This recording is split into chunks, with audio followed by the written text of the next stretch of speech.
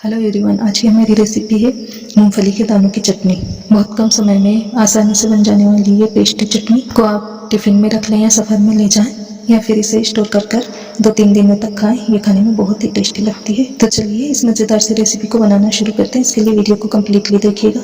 चटनी बनाने के लिए हमने लिए हैं नई और उबली हुई मूँगफली के दाने। एक कटोरी से हम एक मिक्सी के जार में डाल लेते हैं। इसी के साथ इसमें हम डाल लेंगे मीठे नीम की पत्तियाँ और इसी के साथ इसमें हम डाल देंगे 2 चॉप की हुई हरी मिर्च। इसके हमने बड़े बड़े पीस काट लिए थे। और इसी के साथ इसमें हम डाल देंगे लहसुन के 5 जवे। नमक डालेंगे और इसमें डाल देंगे थोड़ा सा सेंधा नमक। और इस चटनी को हम मोटा मोटा दरदरा सा पीस लेंगे।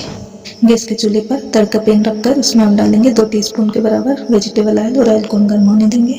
तेल गर्म हो चुका है। इसमें हम डाल देंगे 1 टीस्पून जीरा हाथों से क्रश करके।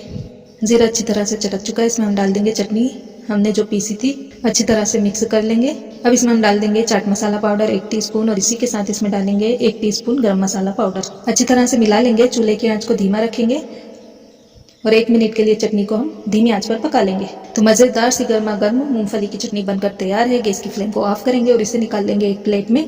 अब चाहे इसे पूरी के साथ खाएं, पराठे के साथ खाएं या बच्चों के टिफिन स्कूल टिफिन में रख लें या फिर सफ़र में ले जाएं। ये खाने में बहुत ही मज़ेदार लगती है।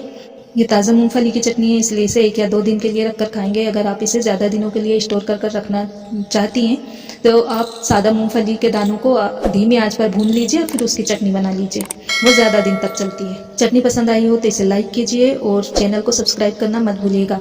इसे ज़्यादा से ज़्यादा शेयर कीजिए और बेल का आइकन को ज़रूर से प्रेस कर दीजिएगा, जिससे मेरी हर नई वीडियो आप तक पहुँचेगी। अलविदा। Thanks for